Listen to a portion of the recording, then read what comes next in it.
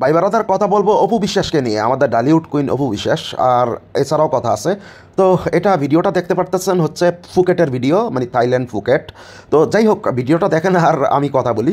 সেটা হচ্ছে অপু বিশ্বাসকে নিয়ে কন্টেন্ট তৈরি করলে তো অপু বিশ্বাস হ্যাটাসরা, মানে যারা অপু বিশ্বাসকে দেখতে পারে না তারা তো অপু বিশ্বাসকে নিয়ে যা তা বলেই, এটা সব সময় বলে আসতেছে ওরা, ওদের কাজই এটা, বুবলি ভক্তদের। তো যাই হোক, আচ্ছা বলে কিন্তু মানে আমি তো অপু বিশ্বাসকে নিয়ে কন্টেন্ট তৈরি করি, কিন্তু যদি আমাকে আপনারা বলেন তাহলে দেখেন না, বিশ্বাস করেন এই ফেসবুকে থাকা অনেকেই জানেন যে আমি একজন সাইবার এক্সপার্ট, আমি ভালো কাজ জানি সাইবারের, যে আমি যে কোনো জিনিস হ্যাক করতে পারি, যে কোনো কিছু করতে পারি। এজন্য আমি বলছি আপনাদের মাথা ঠান্ডা রাখুন, ঠিক আছে, একটু ঠান্ডা রাখুন, তা নাহলে আমার মাথা যখন গরম হয়ে যাবে না, আমি এই বাজে কাজগুলো কখনই করি নাই। আমি যদি কোনো দেশের স্বার্থে যদি কোনো সাইবার ক্রিমিনালকে ধরতে হয় তাহলে সেটা আমি করি, কিন্তু যদি আমাকে দিয়ে এই বাজে কাজগুলো করেন, আমার মাকে তুলে বা অপু বিশ্বাসকে আমাকে মিশিয়ে বাজে ইঙ্গিত করেন, কথা বলেন, তাহলে আপনাদের ফেসবুক আইডি হ্যাক হবে, আপনাদের ফেসবুক আইডি 100% হ্যাক হবে।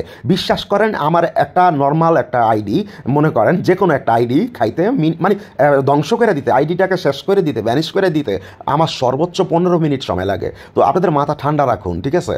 অপু বিশ্বাসকে আমি আমার শুধু বন্ধুর চোখে না, আমি আমার গার্জিয়ানের চোখে দেখি, আমি মনে করি সে আমার বোন, একটা বোনের চোখে দেখি। আপনারা একটু আগে আমি একটা রিলস ভিডিও ছাড়ছিলাম, সেই রিলস ভিডিওর মধ্যে আপনারা কমেন্ট করছেন যে শাকিব খান খেয়ে যাওয়ার পর এখন আমি খাইতেছি, ঠিক আছে। তো এসব বাজে কমেন্ট থেকে যদি দূরে থাকেন, ঠিক আছে। আমি এই লাস্টবার সাবধান করে দেওয়ার দরকার ছিল, আমি সাবধান করে দিছি। এরপরও যদি এরকম হতেই থাকে তাহলে আপনাদের ফেসবুক যদি ভাই কিছু হয় সেটার জন্য আমি নিজে দায়বদ্ধ থাকবো না।